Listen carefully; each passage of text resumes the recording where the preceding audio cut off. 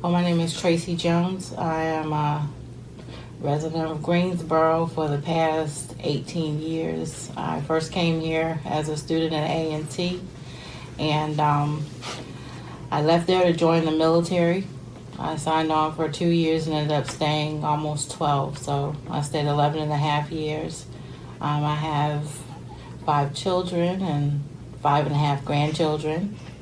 I take care of my father, who's a Vietnam vet. I have an uncle here who's a veteran, and cousins and whatnot, so plenty of family here. And I also work with veterans organizations, the VFW, and also Veterans United in Service. And we're located right here downtown, and we try to be centrally located to help veterans. And that I found that to be my passion, is helping veterans to better their lives and the lives of their families.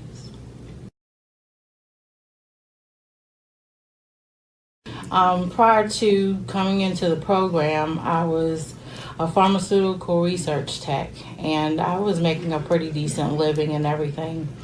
But the company was a one owner, and we began to downsize, and I had skipped a couple of those. But once I got my pink slip, I was left with no income, and I had to make some quick decisions. I call my military experience my Pandora's box, because I had waited, I hadn't really bothered with it for 17 years. Not even a lot of my friends and family knew, other than I was in the military, exactly, what did you do and this, that, and the third. So I went to the regional office and I took all my bills and I was like, look, I need some help. I have a kid going to college, one in college. I need some help. And so they told me about some emergency programs that were in the community, set for veterans. I qualified for the first program, which is an emergency program, and then once you get into that, they send you over to see if you can qualify for more long-term assistance, which is the HUD VASH program.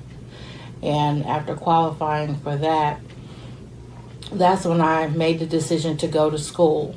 And I couldn't finish my curriculum, working full-time, and really I feared ending back up in the same situation that I was in, because I had been trying to finish my education, and it ultimately took me 27 years, but I finished at the top of my class. But I couldn't have done that without the assistance of the voucher program through HUD VASH, and being able to have at least my rent portion, the burden lifted from me. Actually, being approved for this program was one of the first positives that came out of me kind of opening that Pandora's box and going into, okay, well, I gave the military 11 and a half years. Let me see what they can kind of help me with now. And so that was the first thing that kind of made me say, well, okay. So after I was qualified for the HUD VASH program, that's when I sought help to gain my compensations for my military disabilities. I utilized the program for the length of time I was in school.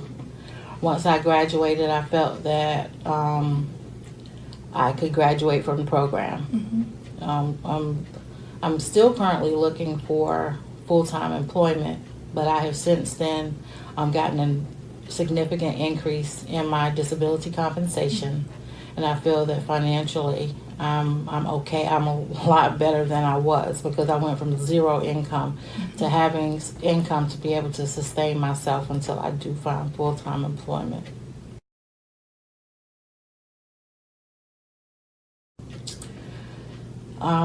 It gave me a better outlook on the government and community view of veterans.